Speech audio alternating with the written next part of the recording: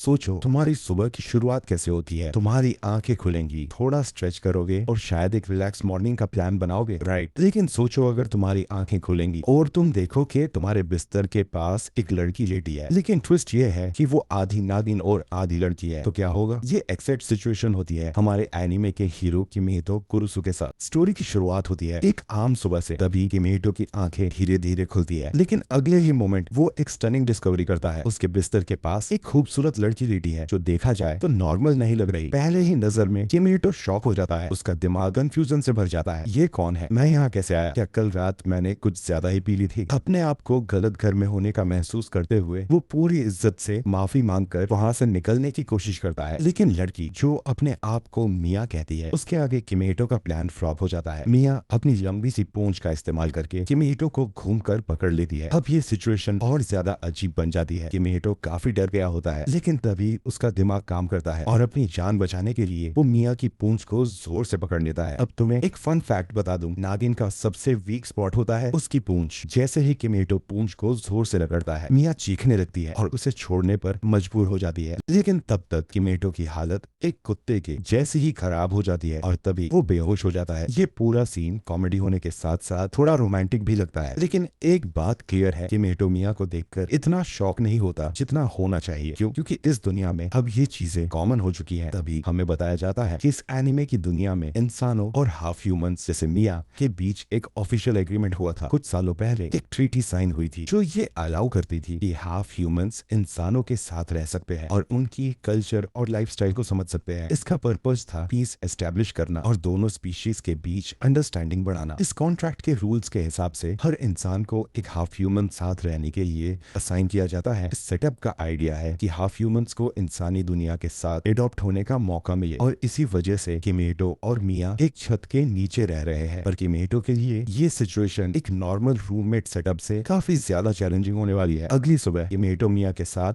Breakfast बनाने की कोशिश करता है, लेकिन शांति का एक मोमेंट भी उसकी जिंदगी में नहीं आता। तभी एंट्री होती है मिस कुरोको स्मिथ की, जो लंबे कद की एक प्रोफेशनल सी दिखती है। मिस नास्मिथ एक गवर्नमेंट ऑफिशियल है जो इंसानों और हाफ ह्यूमंस के रिलेशनशिप पर नजर रखती है। उनका काम है इंश्योर करना कि किमिहितो और मिया के बीच सब कुछ लीगल और सेफ रहे। और यहाँ एक इम्पोर्टेंट रूल सामने आता है, इंसानों और हाफ ह्यूमंस के बीच किसी भी तरह का रोमांटिक या फिजिकल रिलेशनशिप इलीगल है। अगर किसी ने इस रूल को तोड़ा तो जेल का सीधा टिकट मिलेगा। इस वजह से किमिहितो काफी हेल्पलेस फील करता है क्योंकि उसका रिलेशनशिप काफी स्ट्रिक्ट लीगल बाउंड्रीज के अंदर बंधा हुआ है। मिस स्मिथ ये कंफर्म करने के बाद कि सब कुछ नॉर्मल है, अपना टीजिंग मोड ऑन कर लेती है। वो किमिहितो से फ्लर्ट करना शुरू करती है और मजाक में बोलती है, देखो मिया पर तो रूल्स लगते हैं, लेकिन मैं तो एक इंसान हूँ, मुझ पर ये सब नहीं चलता। फिर वो किमिहितो के पास आकर क्लोज होने लगती है, लेकिन तभी मिया वापस एंट्री मारकर सिचुएशन को और क्योनेटिक कर देती है। मिया अपनी पूंछ का इस्तेमाल करके मिस स्मिथ को किमिहितो से दूर खींच लेती है और पॉजिटिव तरीके से बोलती है, ये मेरा किमिहितो है, तुम उसके करीब आने की कोशिश भी मत करना। मिस्टर स्मिथ ऑकवर्डली उन दोनों को छोड़कर चली जाती है, लेकिन मिया अभी भी अपनी पॉजिटिवनेस से बाहर नहीं आई होती। जैसे ही स्मिथ वहां से निकलती है, मिया के अंदर का मिचीवियस स्नेक मोड वापस ऑन हो जाता है। वो फिर से किमिहितो को अपनी पूंछ में लपेट लेती है और किमिहितो एक बार फिर से पैनिक मोड में चला जाता है। उसके दिमाग में बस एक ही थॉट चल रहा है, मुझे ये सब क्यों झेलना पड़ रहा है। तो कहानी आगे बढ़ती है और हम देखते हैं कि मिया जो किमिहितो के साथ रह रही थी, अपनी एक्साइटमेंट में अपनी स्ट्रेंथ का अंदाजा खो देती है। अपने प्लेफुल मूड में वो किमिहितो को मजाक मजाक में पकड़ने की कोशिश करती है, लेकिन गलती से उसका हाथ डिसलोकेट कर देती है। किमिहितो की चीखें सुनते ही उनकी गवर्नमेंट कोऑर्डिनेटर मिस स्मिथ वहां तुरंत आ जाती है। मिस स्मिथ कहती है कि चाहे नागिन जितनी भी पावरफुल हो, इंसान की फिजिकल लिमिट्स का ख्याल रखना जरूरी है। थोड़ी देर के एफर्ट्स के बाद मिस स्मिथ किमिहितो का हाथ वापस ठीक कर देती है, लेकिन यह पूरा इंसिडेंट मिया के लिए काफी अपसेटिंग होता है। अपनी गलती पर वह इतनी ज्यादा शर्मिंदा हो जाती है कि आंसू रोक नहीं पाती। उसकी आंखों में आंसू देखकर मिसेस स्मिथ डिसाइड करती है कि मिया और किमिहितो दोनों को एक छोटी आउटिंग पर भेजना चाहिए ताकि वो थोड़ा फ्रेश महसूस करे और अपनी टेंशन भुला सके, लेकिन एक सख्त रूल के साथ, जितना चाहो घूमो फिरो, पर किसी होटल या गुफा में अपनी रोमांटिक पिक्चर बनाने मत बैठना। मिसेस स्मिथ की बात मानते हुए किमिहितो और मिया तैयार हो जाते हैं आउटिंग के लिए। जैसे ही दोनों बाहर निकलते हैं, मिया के अंदर एक्साइटमेंट की सुनामी आ जाती है। वह किमिहितो का हाथ पकड़ के उसे लिटरली घसीट कर शॉपिंग मॉल ले जाती है। सबसे पहले वह एक अंडरगारमेंट स्टोर के सामने रुकती है। किमिहितो ऑलरेडी ऑनवर्ड फील कर रहा होता है और उसकी एम्बैरेसमेंट तब और और बढ़ जाती है जब मिया कहती है मुझे कपड़े लेने हैं और तुम्हारी मदद चाहिए। उसका असली प्लान किमिहितो को मजे में टीज करना होता है, लेकिन किमिहितो समहाउ अपनी डिग्निटी बचा के वहाँ से निकलता है। अब जैसे ही मिया शॉपिंग खत्म करके किमिहितो के साथ वापस चलती है, एक कपल उनका मजाक उड़ाना शुरू कर देता है। वो उनका फन बनाते हुए बोलते हैं एक इंसान और हाफ ह्यूमन साथ में, ये तो पेट और ओनर जैसा लग रहा है। ये सुनते ही मिया के अंदर गुस्सा फूट पड़ता है। वह अपनी पूंछ से उन पर हमला करने के मूड में होती है, लेकिन किमिहितो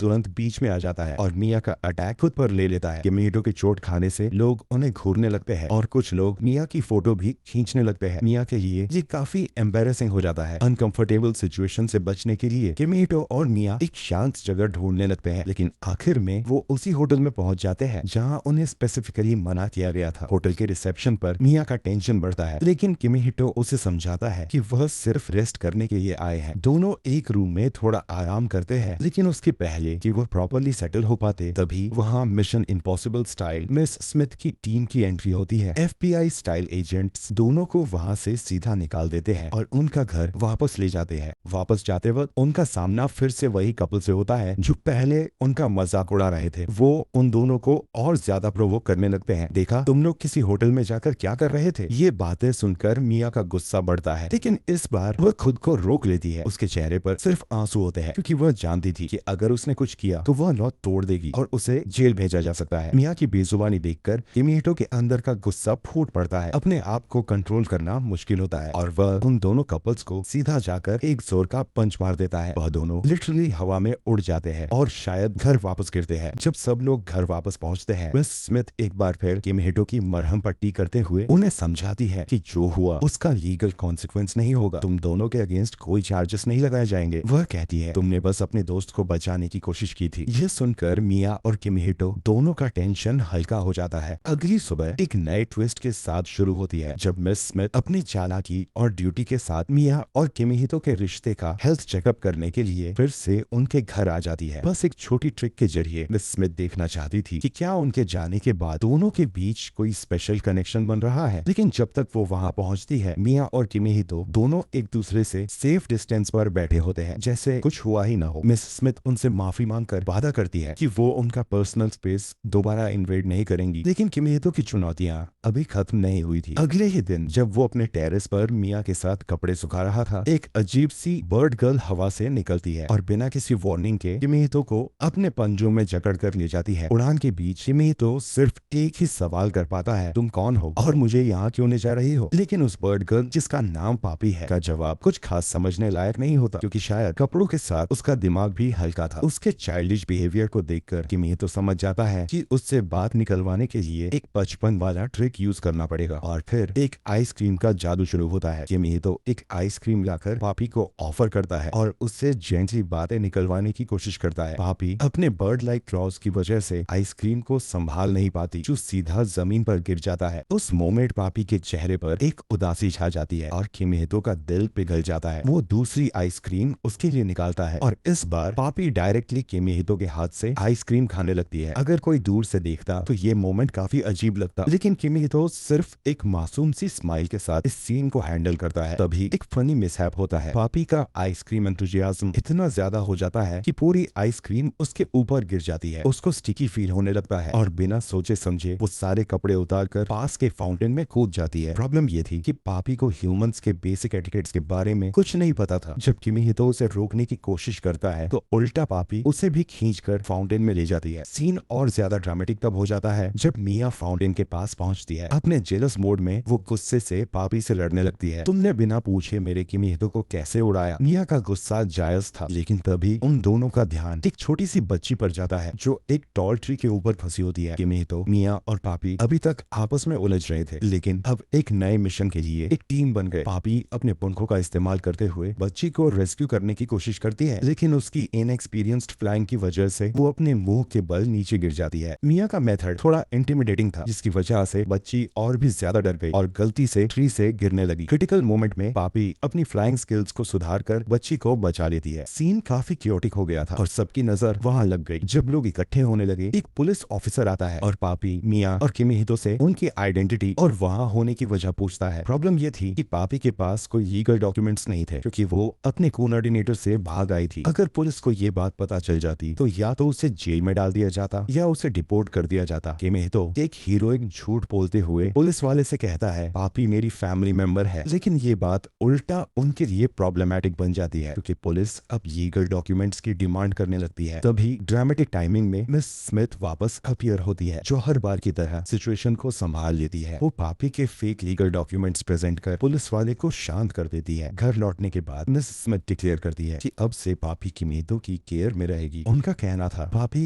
अब तक किसी इंसान के साथ नहीं रही, लेकिन तुम्हारे साथ वो सेफ और कंफर्टेबल फील करती है। तुम्हारे पास उसका ख्याल रखने के अलावा कोई ऑप्शन नहीं है। किमिहितो जो अब तक अपनी ही प्रॉब्लम्स में उलझा था इस नए एडिशन के बारे में अनश्योर लगता है। अगले दिन काफी इंटरेस्टिंग ट्विस्ट्स के साथ शुरू होता है। किमिहितो अपने आसपास के मार्केट से जरूरी सामान खरीद कर घर वापस जा रहा होता है। तभी एक छोटी गली के मोड़ पर एक होश उड़ाने वाला सीन होता है। एक हसीन मगर काफी मस्कुलर हाफ वुमन उससे टकरा जाती है। टकराना भी ऐसा कि किमिहितो सीधा जमीन पर गिर जाता है और जैसे ये काफी नहीं था, वो हाफ वुमन उसका उठने में मदद करने के बजाय उसके गिर गए बैग्स को उठाती है और एकदम से अनाउंस कर देती है फाइनली तुम मिल गए हो, अब से मैं तुम्हारे साथ ही रहूंगी। किमिहितो जो अभी तक सिचुएशन समझने की कोशिश कर रहा था थोड़ा कंफ्यूज होकर उस लड़की से पूछता है तुम ऐसा क्यों कह रही हो। उस हाफ वुमन का जवाब और भी शॉकिंग था। उसने कहा मैं एक हॉर्स वुमन हूँ और हॉर्सेस को हमेशा एक ओनर की जरूरत होती है। मैं काफी वक्त से अपने लिए एक परफेक्ट ओनर ढूंढ रही थी और तुम वो हो। ये कहकर वो अपना इंट्रोडक्शन देती है और अपना नाम सेंटोरिया या सिर्फ सेन बताती है। अब किमिहितो के लिए ये सब कुछ डाइजेस्ट करना मुश्किल हो रहा था तो नेचुरली उसने अपनी कोऑर्डिनेटर मिस स्मिथ को फोन मिलाया और पूरा सिचुएशन समझाया। लेकिन मिस स्मिथ जो अपनी नींद के मजे ले रही थी उन्होंने बिना प्रॉपरली सुने बस इतना कह दिया हाँ उसे भी ले आओ, शायद तुम्हारी किस्मत यही है। ये सुनकर किमिहितो और भी ज्यादा टेंशन में आ गया क्योंकि उसका घर तो पहले ही मिया और पापी के नखलों से भर चुका था और ऐसे में एक और न्यू एंट्री का मतलब था और ज्यादा प्रॉब्लम्स। अभी किमिहितो का कंफ्यूजन चल ही रहा था कि तभी एक और अनएक्सपेक्टेड सीन होता है। एक स्कूटर पे बैठा हुआ चोर एक लेडी का पर्स चुराकर भाग रहा होता है और किमिहितो की तरफ स्पीड में बढ़ रहा होता है। किमिहितो रिएक्ट करने की कोशिश करता है लेकिन तब तक चोर का स्कूटर उससे टकराने ही वाला होता है और वही वक्त था जब सेन अपने फास्ट रिफ्लेक्सेस दिखाती है। एक स्विफ्ट मूव में वो अपने पावरफुल हॉर्न्स का इस्तेमाल करते हुए चोर को पकड़ लेती है और किमिहितो को बड़ी चोट से बचा लेती है। लेकिन इस बीच किमिहितो को सेन के हॉर्न्स के टाइट ग्रिप में फंसने की वजह से सांस लेने में दिक्कत होने लगती है। सेन अपने हॉर्न्स का कंट्रोल थोड़ा लूज करती है और किमिहितो से कहती है तुम्हें मेरी मदद करनी होगी, चलो उस चोर का पीछा करते हैं। किमिहितो जो अभी तक समझ नहीं पा रहा था कि ये सब कैसे हैंडल करे, वो कंफ्यूज था कि एक स्कूटर वाले चोर का पीछा वो कैसे करेगा। तभी सेन बिना कुछ सोचे किमिहितो को